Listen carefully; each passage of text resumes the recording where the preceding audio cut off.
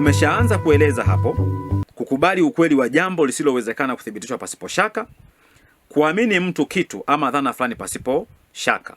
Lakini chanzo chake ni nini? Warumi 10:9 mpaka 10 imetuambia kwamba chanzo chake ni kusikia, na kusikia huja kwa neno la Kristo. Soma Waebrania 11:6 utaweza kujua chanzo cha imani ni nini. Lakini chanzo cha imani pia ni kusoma.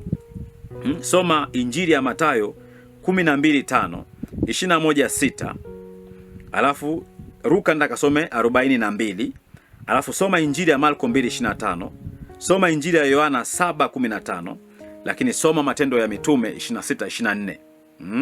Kwamba lazima wakati mwingine usome. Biblia inatamka kwamba chanzo cha imani ni kusikia, na kusikia huja kwa neno la Kristo. Lakini hapa ninakuongezea jambo la pili, kwamba chanzo cha imani ni kusoma. Lakini jambo la tatu ni kuona. Unapoona hivi, imani yako inajengeka. Na hapa kuna jambo zuri kweli la kujifunza. Tunaweza tukarudi kusoma wakati wa anguko la mwanadamu. Tunaona nyoka alikuwa akizungumza. Lakini nimekueleza Biblia imeandikwa katika lugha kuu 3.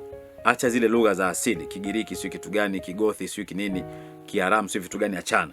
Lakini kuna lugha ya moja kwa moja, kuna lugha ya mafumbo na lugha ya picha.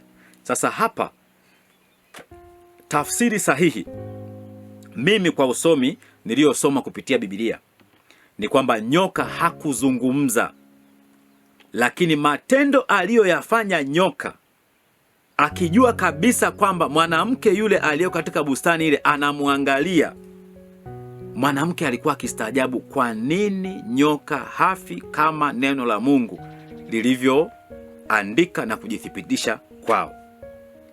Kwa hiyo Sara, Adamu na Hawa imani yake ikaanza kujengeka kwamba uko uwezekano wa kula hili tunda kwa sababu lilikuwa zuri la kutamanisha na linavutia kwa macho, lakini ninaweza nikala na nisife.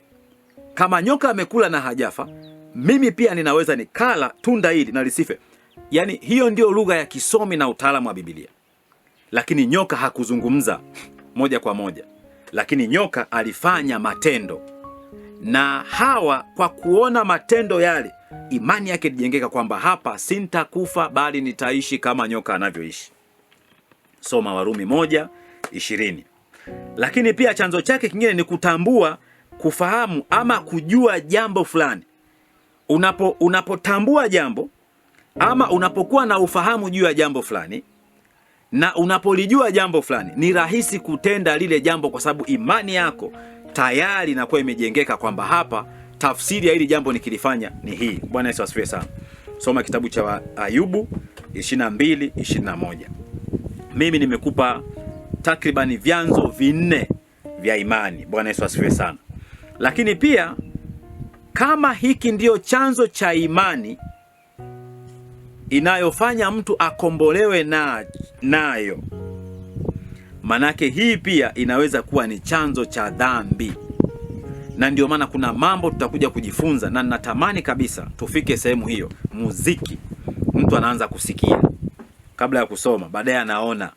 Akishaona anaona sasa anapata akili ya utambuzi na ufahamu na ujuzi juu ya jambo fulani.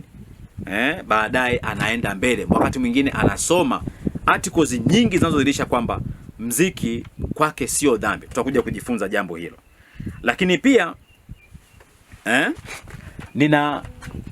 ninatamani kwamba tujue kwamba kama hivi ni vyanzo vya imani,